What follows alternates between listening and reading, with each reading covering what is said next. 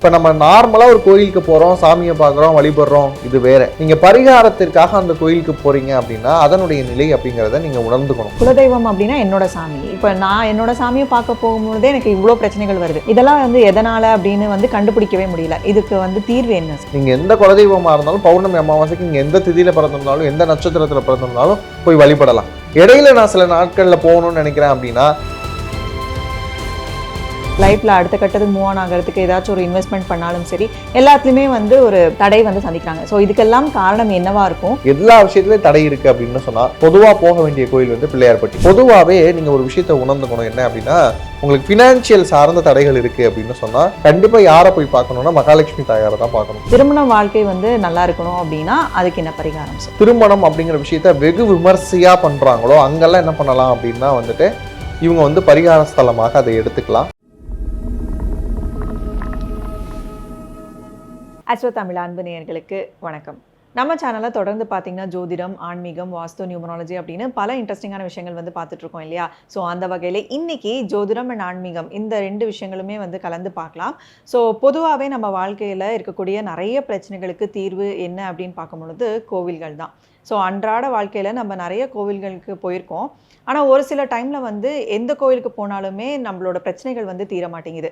So நம்மளோட பிரச்சனை ஒரு ஜோதிடர்கிட்ட சொல்கிறோம் அப்படிங்கும் பொழுது அவங்க நிறைய கோவில்கள் சஜஸ்ட் பண்ணுறாங்க.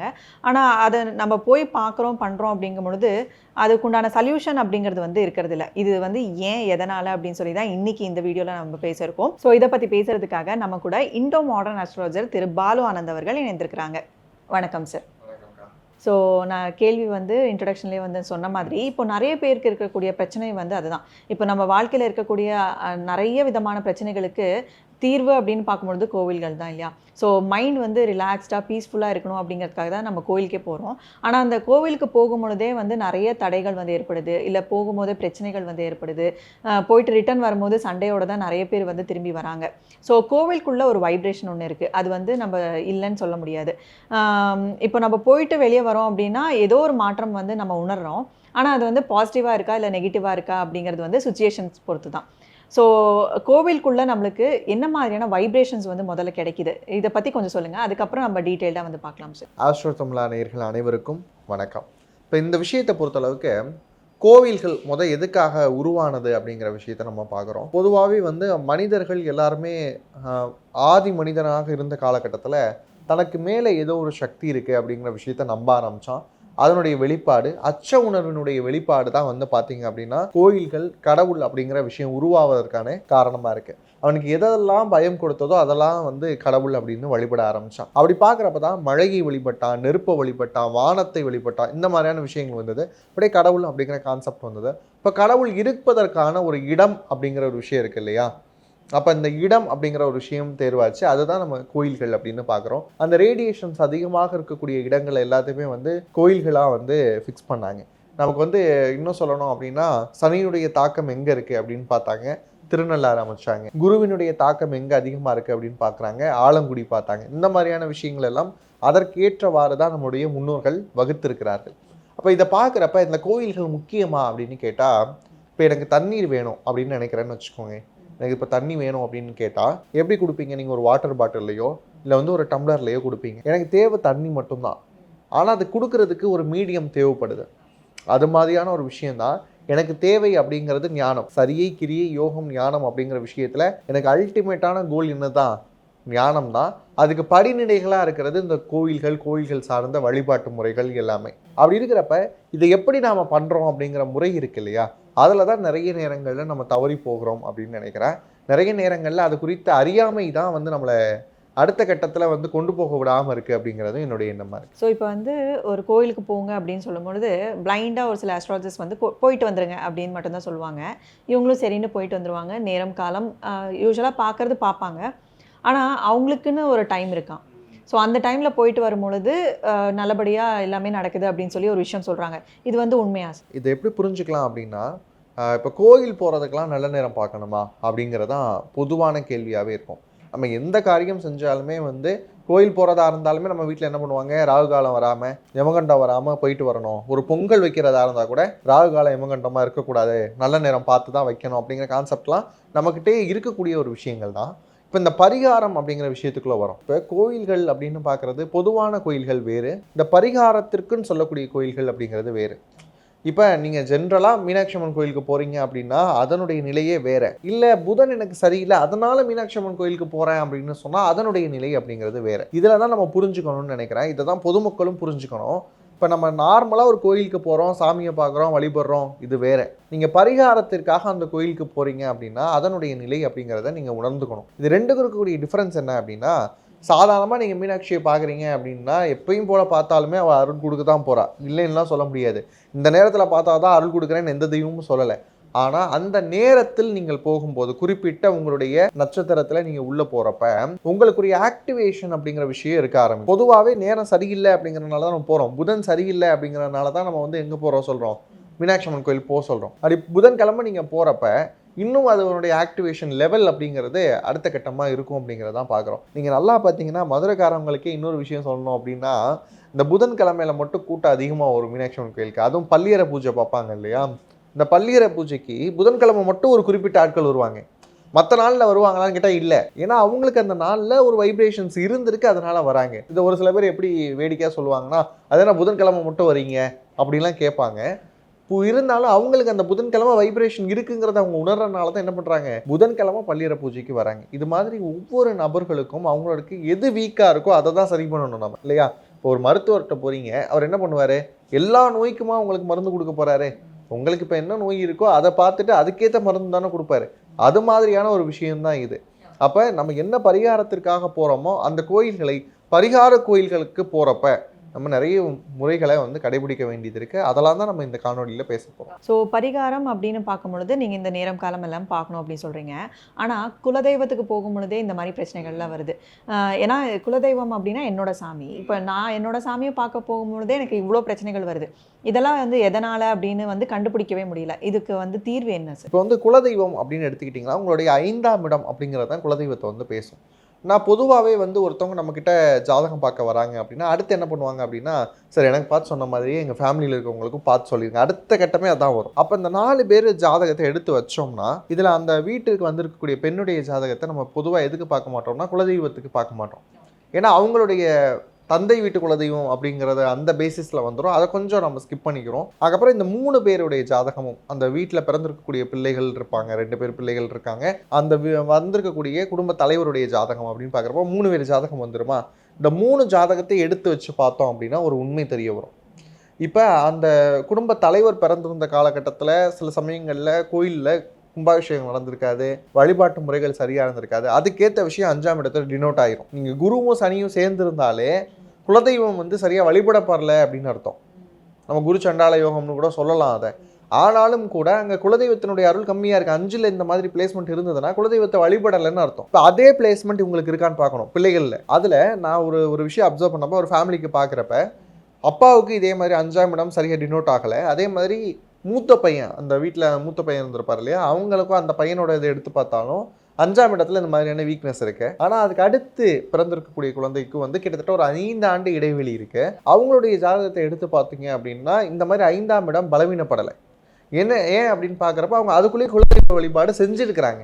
அப்போ இதெல்லாம் நம்ம பார்க்குறப்ப தான் இப்போ குலதெய்வ வழிபாட்டிற்கும் அந்த 5ஆம் இடத்திற்கும் எவ்வளோ தொடர்பு இருக்குது அப்படிங்கிற விஷயத்தை பார்க்குறோம். அப்போ இதே விஷயத்தை இப்படி யோசிக்கணும். இப்போ அந்த மூத்தவர் இருக்கிறார் இல்லையா, அவர் ஒரு டிசிஷன் மேக் பண்ணி இன்னைக்கு நாம போகலான்னு ஒரு தீர்மானிக்கலான்னு வைங்க. இதுவே என்ன பண்ணணும் அப்படின்னா, இந்த கடைசியில் பிறந்திருக்கக்கூடிய பையன் இருக்கான்ல, அவன் என்னைக்காவது முடிவு பண்ணிட்டு வாங்க எல்லாரும் சேர்ந்து போகலாம் அப்படின்னு அவங்க ஃபிக்ஸ் பண்ண சொல்லிட்டு போனாங்க அப்படின்னா அது சரியாக நடக்கும். இதுதான் இங்கே இருக்கக்கூடிய சூட்சமுமே. என்ன பண்ணணும், இப்போ இவர் கடைசி பையன் இருக்கார்ல, அவர் பிறந்திருக்கக்கூடிய ஜென்ம நட்சத்திரம் என்னைக்குன்னு பார்க்கலாம். பார்த்துட்டு பொதுவாக வந்து பௌர்ணமி அமாவாசைக்கு கணக்கே கிடையாது. நீங்கள் எந்த குலதெய்வமாக இருந்தாலும் பௌர்ணமி அமாவாசைக்கு நீங்கள் எந்த திதியில் பிறந்திருந்தாலும் எந்த நட்சத்திரத்தில் பிறந்திருந்தாலும் போய் வழிபடலாம். இடையில நான் சில நாட்களில் போகணும்னு நினைக்கிறேன் அப்படின்னா, யாருக்கு குலதெய்வ அருள் வந்து ஜாதகத்தில் பயங்கரமாக இருக்கோ அவங்களுடைய ஜென்ம நட்சத்திரத்தை அன்னைக்கு போனாங்கன்னா இன்னும் சூப்பராக இருக்கும். மற்ற நேரத்தில் அருள் கொடுக்காதா, என் தெய்வம் தானே, அதெல்லாம் இருக்கட்டும். ஆனால் நீங்கள் இப்போ ஒரு விஷயம் யோசிச்சு பாருங்கள், நீங்கள் எனக்கு ஃபேவர் பண்ணுறீங்க அப்படிங்கிற ஒரு விஷயத்துக்காக உங்களை எல்லா நேரத்துலையும் நான் வந்து ஹெல்ப் கேட்டுக்கிட்டே இருக்க முடியுமா? அப்போ நான் எனக்கு எப்போ தேவையோ எப்படி தேவையோ அந்த விஷயத்தை தான் கேட்க முடியும். அப்படி பார்க்குறப்ப குலதெய்வங்களுக்கும் அருள் கொடுக்க தயாராக தான் இருக்குது, இல்லைன்னு சொல்லலை. ஆனால் அதற்காக உங்களுடைய ஜென்ம நட்சத்திரத்தில் யாருக்கு ரொம்ப ஃபேவராக இருக்கோ குடும்பத்தோடு போயிட்டு வாங்களேன், அதனுடைய மாற்றமே தனியாக இருக்கும். இப்போ குலதெய்வத்துக்கே இவ்வளோ விஷயங்கள் நம்ம நோட் பண்ண வேண்டியது இருக்குன்னு சொல்கிறேன். இப்போ ஒரு பொங்கல் வைக்கிறோம், இன்னும் சில பேர் வந்து நேர்த்தி கடன்லாம் பண்ணுவாங்க. அதுக்கும் கூட நாள் நட்சத்திரங்கள் பார்த்து பண்ணுறது இன்னும் நல்லா இருக்கும்ன்றது என்னுடைய கணிப்பு. கோவில்கள் பொறுத்த வரைக்கும் அது ஒரு வைப்ரேஷன் தான். ஸோ அதுலேயுமே வந்து குறிப்பிட்ட நேரம், காலம் இதெல்லாமே பார்க்கும்பொழுது கடவுளோட பரிபூர்ண அருள் வந்து கிடைக்கும் அப்படின்னு சொல்லி தான் இது ஒரு இது. ஸோ தொடர்ந்து கோவில்கள் அப்படின்னு பார்க்கும்பொழுது நிறைய பேர் வந்து எந்த காரியம் எடுத்தாலுமே அதில் வந்து தடை அப்படின்னு சொல்லி வந்து சந்திக்கிறாங்க. ஸோ ஒரு சின்னதாக ஒரு பிஸ்னஸ் ஸ்டார்ட் பண்ணாலும் சரி, இல்லை லைஃப்பில் அடுத்த கட்டத்துக்கு மூவ் ஆன் ஆகிறதுக்கு ஏதாச்சும் ஒரு இன்வெஸ்ட்மெண்ட் பண்ணாலும் சரி, எல்லாத்துலேயுமே வந்து ஒரு தடை வந்து சந்திக்கிறாங்க. ஸோ இதுக்கெல்லாம் காரணம் என்னவா இருக்கும்? அவங்க வந்து எளிமையாக என்ன மாதிரியான விஷயங்கள் பண்ணி இதை சார்ட் அவுட் பண்ணிக்கலாம்? பொதுவாக இந்த கோயில்கள் அப்படிங்கிற விஷயத்தில் பார்க்குறப்ப இப்போ தடையும் தாமதமும் வருது அப்படின்னா அவங்களுக்கு ஏதாவது ஒரு விஷயத்தில் சர்ட்டனோட ரிலேட் ஆகிருப்பாங்க. சர்டன் வந்து தடையும் தாமதமும் கொடுப்பாரு. அப்படி இல்லைன்னா அரவக்கோள்கள் அப்படின்னு சொல்லக்கூடிய ராகு கேது ஏதாவது வந்து தடைகள் இருக்கக்கூடிய பிளேஸ்மெண்ட்டில் இருப்பாங்க. அது ஃபினான்ஷியலாக இருந்தால் 2ஆம் இடத்தை பார்க்கணும், 9, 10 இருக்கான்னு பார்க்கணும். இந்த மாதிரி பிளேஸ்மெண்ட்ஸ் பார்க்குறோம் இல்லையா? பார்த்துட்டு நம்ம ஒரு முடிவுக்குள்ளே வருவோம். ஒரு பர்சனலாக ஒரு சார்ட் பார்த்ததுக்கப்புறம் அவங்களுக்கு எந்த கோயிலுக்கு போனால் இது சரியாகும் அப்படிங்கிறத நம்ம பார்க்குறோம் இல்லையா? தடையும் தாமதமும் இருக்குது, எல்லா விஷயத்துலேயும் தடை இருக்குது அப்படின்னு சொன்னால் பொதுவாக போக வேண்டிய கோயில் வந்து பிள்ளையார்பட்டி. விநாயகர் வழிபாடு அப்படிங்கிறது தடைகளையே, விக்னங்களை எல்லாம் உடைக்கக்கூடியவர் தான் விநாயகர் இல்லையா? அப்படி பார்க்குறப்ப வந்து தடைகளை எல்லாம் தகர்த்தெறியக்கூடியவர். அப்போ ரொம்ப முக்கியமான இடம் அப்படின்னு பார்த்தீங்கன்னா பிள்ளையார்பட்டி. இல்லை சார், நாங்கள் ரொம்ப தூரமாக இருக்கிறோம், பிள்ளையார்பட்டி போக முடியாது அப்படின்னு சொல்கிறவங்களாம் என்ன பண்ணலாம்னா அருகில் இருக்கக்கூடிய விநாயகர். இப்போ உங்களுக்கு எந்த கிரகம் தடையும் தாமதத்தையும் கொடுக்குது அப்படிங்கிற விஷயத்த நோட் பண்ணிட்டு அந்த கிரகத்திற்குரிய நட்சத்திரத்தில் விநாயகரை வழிபடணும். இதை தான் நம்ம புரிஞ்சுக்க வேண்டிய அவசியம் இருக்குது. ஸோ இப்போ பொதுவாக ஒரு வீட்டில் வந்து 2 பசங்க இருக்காங்க அப்படின்னா ஒருத்தரோட லைஃப் வந்து ஸ்மூத்தாக ரன் ஆகிட்டு இருக்கும், இன்னொருத்தர் வந்து படிப்புலையாகட்டும் இல்லை வேறு வேலையாக இருக்கட்டும் எதுலேயுமே வந்து கான்சென்ட்ரேட்டே இல்லாமல் ஒரு மாறி இருப்பாங்க. ஸோ அவங்களுக்கெல்லாம் ஒரு தீர்வாக வந்து நீங்கள் என்ன பரிகாரம் சொல்லுங்கள்? இப்போ இது எல்லார் வீட்லேயுமே இருக்கும்னு நினைக்கிறேன். ஒருத்தருடைய லைஃப் மாதிரி இன்னொருத்தவங்க லைஃப் அமையாது. அது மாதிரி பார்க்குறப்ப அவங்களுடைய சுய ஜாதகங்கள்லாம் நம்ம பார்க்குறப்ப தான் அதை வந்து இன்னும் எக்ஸாக்டாக ப்ரெடிக்ட் பண்ண முடியும். இப்போ இந்த கோயில்கள் சொன்னேன் இல்லையா? இப்போ இந்த கோயில்களில் ஒருத்தருடைய செல்வ நிலை மட்டும் வச்சுப்போம். ஃபஸ்ட்டு ஃபினான்ஷியலாக ஒரு ஆஸ்பெக்ட் வச்சுப்போம். அண்ணன் நல்ல நிலைமையில் இருக்கிறாரு, தம்பி கொஞ்சம் டவுனாக இருக்கிறாரு, இல்லை தம்பி நல்ல நிலைமையில் இருக்கிறாரு, அண்ணன் கொஞ்சம் டவுனாக இருக்கிறாரு. இந்த மாதிரியான விஷயங்கள்லாம் வருதுன்னா அவங்களுடைய ஃபினான்ஷியல் அந்த 2ஆம் இடம் அப்படிங்கிற இடத்தை தான் நம்ம வந்து பார்க்கணும். இப்போ அந்த 2ஆம் பாவகம் வந்து அடி வாங்குது அப்படிங்கிற சூழல் இருக்குது அப்படின்னு சொன்னால் அவங்க போக வேண்டிய கோயில் அப்படின்னு பார்த்தா ஸ்ரீரங்கம் போகலாம். அது ஃபினான்ஸுக்கே உரிய கோயிலாக பார்க்கப்படுது. அப்படி இல்லைன்னா பத்மநாப சுவாமி கோயில் போகலாம். அப்படி இல்லைன்னா நம்மளே நிறைய பதிவுகளில் பேசியிருக்கிறோம். யார் அப்படின்னா வைத்தமாநிதி பெருமாள் கோயில், திருக்கோளூர் பற்றிலாம் நம்ம தீபாவளி பதிவுகளில் கொடுத்துருந்தோம் இல்லையா? அந்த கோயில் போகலாம். இந்த மாதிரி இடத்துக்கு போகிறப்ப இன்னும் சிறப்பாக இருக்கும். பொதுவாகவே நீங்கள் ஒரு விஷயத்தை உணர்ந்துக்கணும். என்ன அப்படின்னா உங்களுக்கு ஃபினான்ஷியல் சார்ந்த தடைகள் இருக்குது அப்படின்னு சொன்னால் கண்டிப்பாக யாரை போய் பார்க்கணுன்னா மகாலட்சுமி தாயாரை தான் பார்க்கணும். அது பெருமாளோடு இருக்கக்கூடிய, இன்னும் சிறப்பாக சொல்லணும்னா சயன நிலையில் இருக்கக்கூடிய பெருமாள். அங்கே போய் பார்த்துட்டு வந்தாங்கன்னா ஃபினான்ஷியலில் இருக்கக்கூடிய சிக்கல்கள் எல்லாமே தீரும். அதை வந்து பார்க்கணும். கடன் சார்ந்த பிரச்சனை இருந்தால் அது அடுத்த கேட்டகரி. இது வந்து ஃபினான்ஸில் வந்து தடையும் தாமதமும் இருக்குது அப்படின்னு சொன்னால் நம்ம வந்து யாரை பார்க்கணும் அப்படின்னா பெருமாளை பார்க்கணும், தாயாரை பார்க்கணும். தாயாரை பார்த்துட்டு போய் பெருமாளை பார்க்கணும். அதான் வந்து வைணவ மரபும் கூட. தாயாரை பார்த்துட்டு பெருமாள் பார்க்குறப்ப தான் இன்னும் அருள் அப்படிங்கிறது அதிகமாக கிடைக்கும். சயன நிலையில் இருக்கக்கூடிய பெருமாள் கோயில்களுக்கு போனாங்க அப்படின்னா இன்னும் சிறப்பாக இருக்கும். ஸோ கடனுக்கு என்ன மாதிரியான கோவில்களுக்கு போகலாம்? கடன் பொறுத்தளவுக்கு ரொம்ப முக்கியமான கேள்வி கேட்டிருக்கீங்க அப்படின்னு நினைக்கிறேன். எல்லாருக்குமே கடன் இருக்க தான் செய்யுது. அது இஎம்ஐ, லோன் அப்படிங்கிற டேர்ம்ஸ் வேணால் மாறுமே தவிர கண்டிப்பாக கடன் அப்படிங்கிற விஷயம் இருக்க போது இப்போ என்ன பண்ணணும், அவங்கவுங்களுடைய லக்னம் என்னன்னு பார்க்கணும். அந்த லக்னத்துக்கு 6ஆம் இடத்தினுடைய அதிபதி யாருன்னு பார்க்கணும். அந்த 6ஆம் இடத்தினுடைய அதிபதியை சாட்டிஸ்ஃபை பண்ணுறதுக்கு என்ன கோயிலோ அந்த கோயிலுக்கு போக சொல்லணும். இதை தான் பேசிக்காக நம்ம சொல்கிறது. அப்படி இந்த 6ஆம் இடத்தினுடைய அதிபதியினுடைய நட்சத்திரம் என்னன்னு பார்க்கணும். அந்த விஷயத்தில் தான் நம்ம ரொம்ப கேர்ஃபுல்லாக இருக்கணும். அந்த 6ஆம் இடத்தினுடைய அதிபதி யார், அவங்களுடைய நட்சத்திரம் என்ன. இப்போ செவ்வாய் வராரு அப்படின்னா நீங்கள் வந்து அவிட்ட நட்சத்திரம் அன்னைக்கு போகலாம். சந்திரன் வராரு, 6ஆம் இடத்தின் அதிபதியாக சந்திரன் வராரு அப்படின்னு வச்சா ரோஹிணி நட்சத்திரத்தை அன்னைக்கு போகலாம். இப்படி தான் வந்து நம்ம என்ன டிஃபைன் பண்ணிக்கணும்னா என்ன ப்ராப்ளம், அந்த ப்ராப்ளம் கொடுக்குறவர் யார், அவருக்குரிய நட்சத்திரம் என்ன, அந்த அன்னைக்கு பரிகாரம் பண்ணோம் அப்படின்னா இன்னும் சிறப்பாக இருக்கும். ஸோ இப்போ நிறைய பேர் வந்து திருமணத்தில் தான் வந்து நிறைய ப்ராப்ளம்ஸ் வந்து ஃபேஸ் பண்ணுறாங்க. ஸ்டார்ட் பண்ணுறதுலேருந்து அது முடிஞ்சு அடுத்த கட்டத்துக்கு மூவ் ஆகிற வரைக்குமே. ஸோ திருமண வாழ்க்கை வந்து நல்லா இருக்கணும் அப்படின்னா அதுக்கு என்ன பரிகாரம் சார்? இப்போ இந்த திருமணம் சார்ந்த முயற்சிகள் அப்படிங்கிறப்பயே ஆண்களாக இருந்தாங்கன்னா என்ன பண்ணணும் அப்படின்னு பார்த்தீங்கன்னா சுக்கிரன் எங்கே இருக்கிறாருன்னு பார்க்கணும். அவருடைய நட்சத்திரங்கள் வரக்கூடிய நாட்கள், அதாவது பரணி, பூரம், பூராடம், இந்த நட்சத்திர அன்னைக்கு கோயில்களுக்கு போகிறது இன்னும் சிறப்பு. இப்போ திருமணம் அப்படின்னு சொன்னாலே பொதுவாக நமக்கு சொல்லக்கூடிய கோயில்கள் பார்த்தீங்கன்னா திருமணஞ்சேரி சொல்லுவாங்க. அதே மாதிரி நான் என்ன சொல்கிறேன், எங்கெல்லாம் வந்து அம்பிகை அப்படின்னு சொல்லக்கூடியவள் கிட்டத்தட்ட திருமண கோலத்தில் காட்சி கொடுக்குறாளோ, எங்கெல்லாம் திருமணம் அப்படிங்கிற விஷயத்த வெகு விமர்சையாக பண்ணுறாங்களோ அங்கெல்லாம் என்ன பண்ணலாம் அப்படின்னா வந்துட்டு இவங்க வந்து பரிகார ஸ்தலமாக அதை எடுத்துக்கலாம். குறிப்பாக பார்த்தீங்கன்னா மீனாட்சி அம்மன் கோயிலே வந்து சித்திரை திருவிழாவில் கண்டிப்பாக வந்து திருமாங்கல்யம் அப்படிங்கிற ஒரு விஷயம் இருக்கும். அதே மாதிரி தனித்த நிலையில் இருக்கக்கூடிய அம்பிகை கோயில் இருக்கு இல்லையா, அதை எதுக்கு எடுத்துக்கலாம் அப்படின்னு பார்த்தீங்கன்னா, திருமணத்தை நடத்தி கொடுத்தா இது நல்லா இருக்கும் அப்படிங்கிற மாதிரி பெண்கள் வழிபாட்டிற்கு, பெண்களுக்கு திருமணம் தடையாகுது அப்படின்னா சமயபுரம் மாரியம்மனை பார்க்கலாம். பொதுவாக அதில் நிறைய சர்ச்சையே எங்கே உருவாகுது அப்படின்னா, சமயபுரம் மாரியம்மன் மாதிரி ஒரு சக்தி வாய்ந்த தெய்வம் வேறு எதுவுமே கிடையாது. நினைத்த உடனே அபயம் கொடுக்கறது அப்படின்னு பார்த்தீங்கன்னா சமயபுரம் மாதிரி. இதில் இடையில ஒரு கிளைண்ட் வந்தாங்க, எனக்கு அது ரொம்ப மனவேதனையாக இருந்தது. எப்படி அப்படின்னா, அவங்களுடைய பையனுக்கு வந்து வேலை கிடச்சிருக்கு, ஒரு இடத்துல வேலை கிடச்சிருக்கு. வந்தோடனே என்ன பண்ணியிருக்கிறாங்க, அவங்களும் ஆசையாக மாரியம்மன் பக்கத்தில் இருக்கக்கூடிய ஒரு மாரியம்மன் கோயிலுக்கு புடவை இதெல்லாம் வாங்கி கொடுத்துருக்குறாங்க. அந்த பையனுக்கு ஒர்க் ப்ரெஷரில் ஒரு 3 மாதத்தில் என்ன பண்ணிட்டான், அந்த வேலையை விட்டுட்டு வெளியே வந்துட்டான். அது ஒரு 50,000 ரூபா சம்பளம்னு வச்சுக்கோங்களேன்.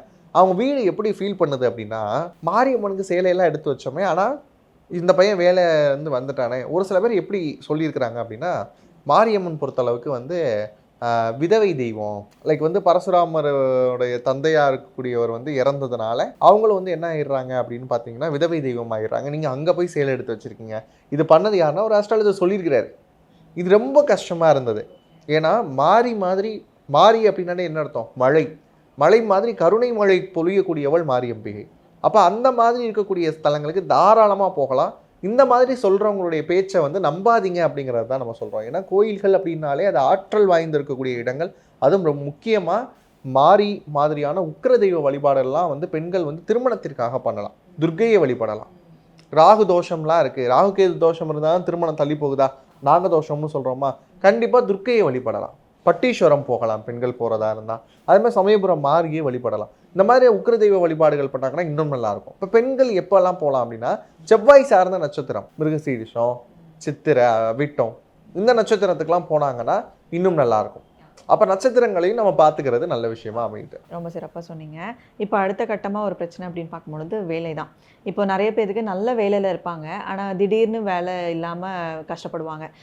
வேலையில் வந்து ப்ரமோஷனே கிடைக்க மாட்டேங்குது அப்படின்னு சொல்லி புலம்புவாங்க. ஸோ இதுக்கெல்லாம் ஒரு தீர்வு அப்படின்னா எளிய பரிகாரம்னா நீங்கள் என்ன சொல்லுங்கள்? வேலை கிடைப்பதற்கு அப்படின்னு பார்த்தீங்கன்னா ஃபஸ்ட்டு வந்து பொதுவாக சில விஷயங்கள் சொல்லிடுறேன், அதுக்கடுத்து அவங்களுடைய ஜாதக ஆஸ்பெக்டில் போயிடலாம். வேலை அப்படின்னு பார்த்தாலே நமக்கு 10ஆம் இடம் அப்படிங்கிற விஷயத்தை பார்க்கணும். அந்த 10ஆம் இடத்தினுடைய அதிபதி யார், அவருடைய நட்சத்திரம் என்னன்னு பார்த்துட்டு அன்னைக்கு இந்த பரிகாரத்தை பண்ணலாம். இப்போ பரிகாரம் ஒன்று தான். உங்களுடைய 10ஆம் இடத்தினுடைய அதிபதி யாரு, அவருடைய நட்சத்திரம் என்னவோ, அது எது 3 நட்சத்திரம் வரும், அந்த 3ல் எது உங்களுக்கு கம்ஃபர்டபுளாக டேட் அமையுதோ அன்னைக்கு என்ன பண்ணிக்கலாம், பரிகாரத்தை பண்ணிக்கலாம். இப்போ பரிகாரம் அப்படின்னு பார்த்தீங்கன்னா பக்கத்தில் இருக்கக்கூடிய சிவன் ஆலயத்துக்கு போகணும். போயிட்டு அங்கே இருக்கக்கூடிய எறும்புகளுக்கு கொஞ்சமாக ஃபீட் பண்ணுறது. அது எப்படின்னா மற்றவங்களுக்கு தொந்தரவு கொடுக்காத இடங்களில் எறும்புகள் இருந்தால் அது பண்ணுங்க.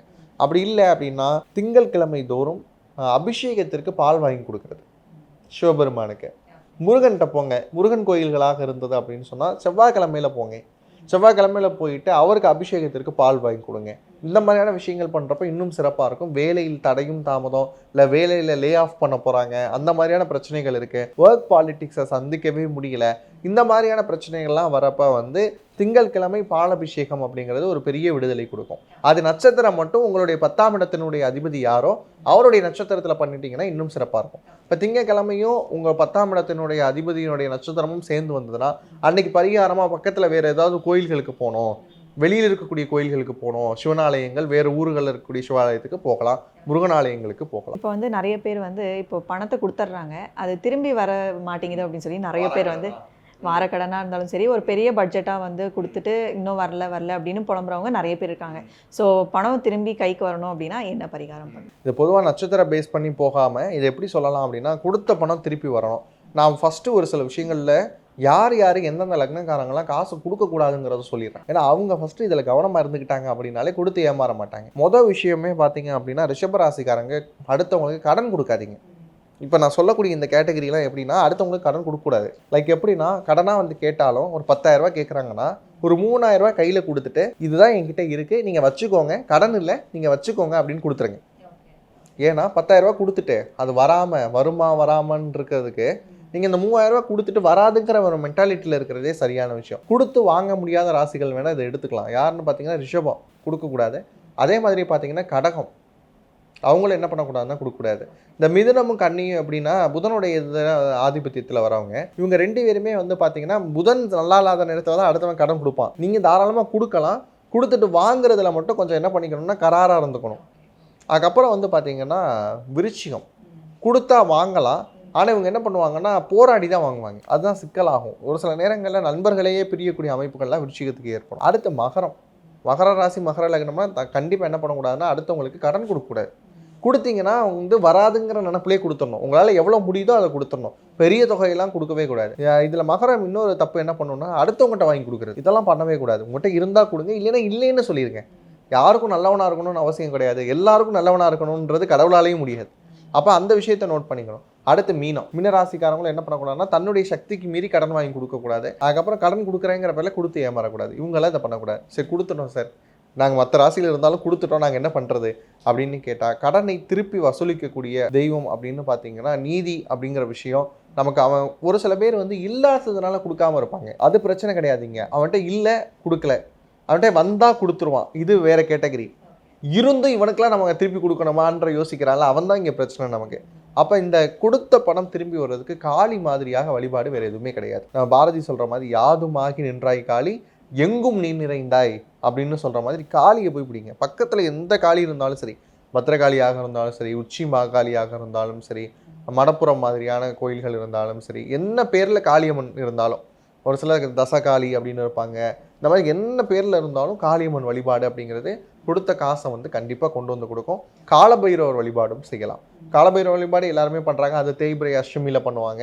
அப்படி பண்ணுறப்பையும் கொடுத்த பணம் அப்படிங்கிறது திரும்பி வருவதற்கான வாய்ப்புகள் அதிகம். ஸோ ரொம்ப சிறப்பாக வந்து கோவில்கள் அப்படின்னு பார்க்கும்பொழுது இப்போது நிறைய பேருக்கு இருக்க பிரச்சனையே அதுதான், கோவிலுக்கு போயும் சரியாகலையே அப்படின்னு சொல்லி தான் இது.